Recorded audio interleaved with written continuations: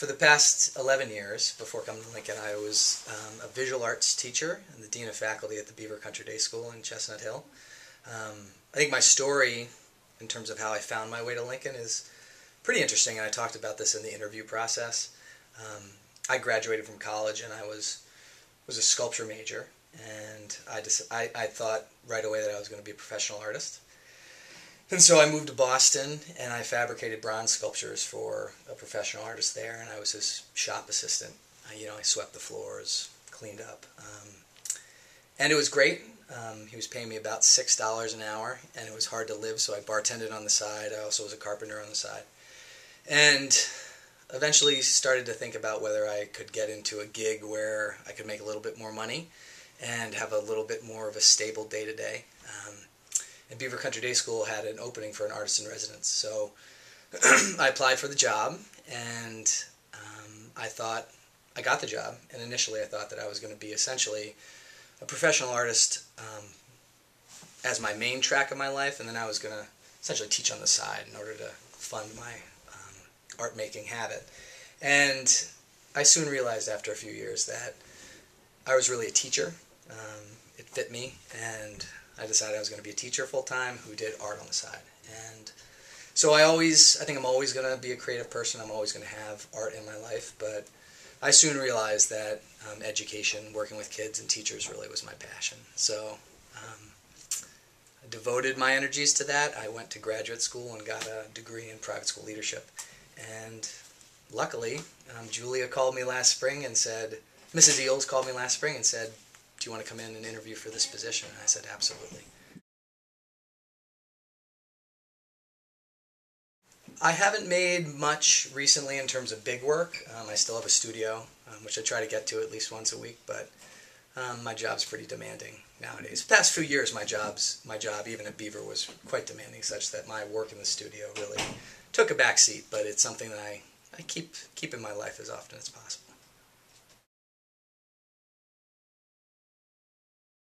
Yeah, I think, one thing that's interesting about schools is that, and especially here at the start of the 21st century, is that creative problem solving is something that people in all disciplines are starting to really focus on.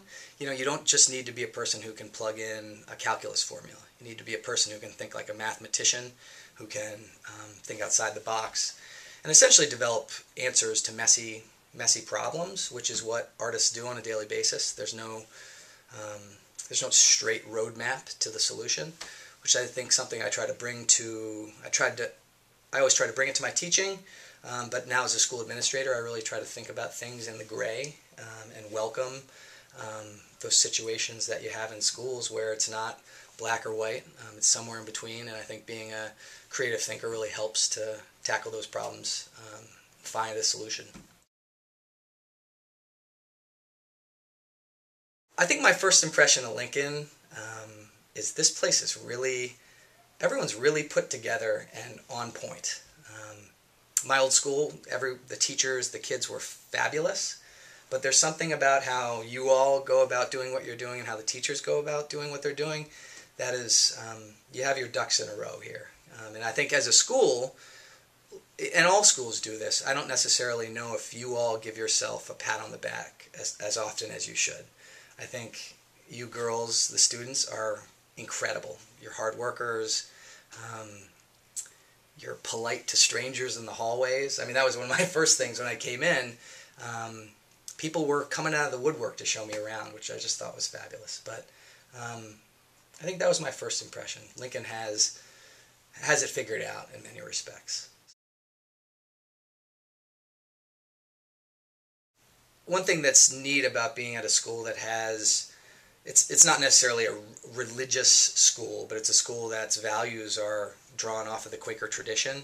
I think that's something that, in terms of building a sense of community in a place, Lincoln's Quaker values have really helped it to solidify its identity in terms of being an inclusive environment, being an environment where all people's ideas and opinions are valued, and then ultimately a place where every student has the ability to bring their strengths to bear on making Lincoln a better place. I think that all starts with that underlying foundation of, hey, we're a school that espouses Quaker beliefs. In terms of things I've had to learn in terms of that, are that I didn't know much about what a Quaker school looks like before I got here. So one thing that's been nice for me, and I think it, if you think about the silent meetings that we all have on Friday mornings, is that I've needed to leave space in my time here to just look and listen, like we do every Friday in silent meeting. I've tried to take that into all my interactions, whether I'm in a meeting with the department heads, whether I'm in a meeting with the administrative council, whether I'm in meetings with students. I really try to listen more than I talk, and I'm a guy who talks a lot. So it's been a good learning process for me, letting that space and that silence sort of be around me, metaphorically and literally, so that I can take in what this school's about. I think Lincoln has struck a balance. I think you all, as you know, we were just talking about this before the interview, are really, really driven. And I think, from 6th grade all the way up through 12th grade, Lincoln students learn that, digging in, working hard, being leaders in the classroom, on the sports field, is an expectation. I think that's one of the wonderful things, is that as an all-girls institution, you're led to believe, rightly so, that you all can be leaders in your own way. And I think that boldness is dovetailed with the simplicity and the lowliness that go along with Quaker values in a way that I think you high-powered students that you are also really humble, and you're also willing to put other people first in ways that I haven't necessarily seen at other schools. And that the way I describe it is, I see more students at Lincoln being really strong leaders, being really powerful thinkers, being really committed students, and achieving at incredibly high levels, while at the same time being fully committed to the success of all the people around them. And realizing that, Ingrid, Leah, you're individuals, but you are part of something that's bigger than yourself in a way that it's really important and pretty unique to this school.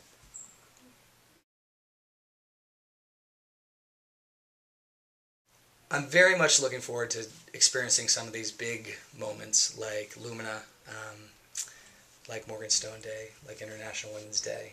I hear so much about these events. I see students and teachers working hard to plan the events, so I can't wait to experience those.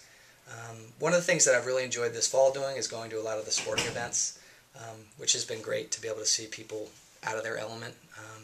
So I want to make sure that I continue to go to see the teams compete. And I think the flip side of that is I want to make sure that I'm out at all the performances. So when the hand chimes, or the handbells group performs, when we have our musical, when the musical gets staged in the music center, I want to make sure that I'm there and see the great work that you do.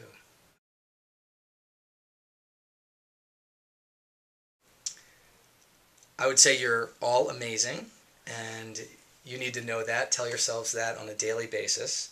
You all are going to go to college. I promise you. No matter whether you get a bad grade when you're in 7th grade, or whether you struggle with a paper as a sophomore or a junior, I think this is one of the most talented and amazing groups of students I've ever seen together, and you're going to be okay. And I say that because I want to give you all permission to not only work hard and continue to push yourselves, but also to have some fun, relax, be middle and high school students. All right. We're done.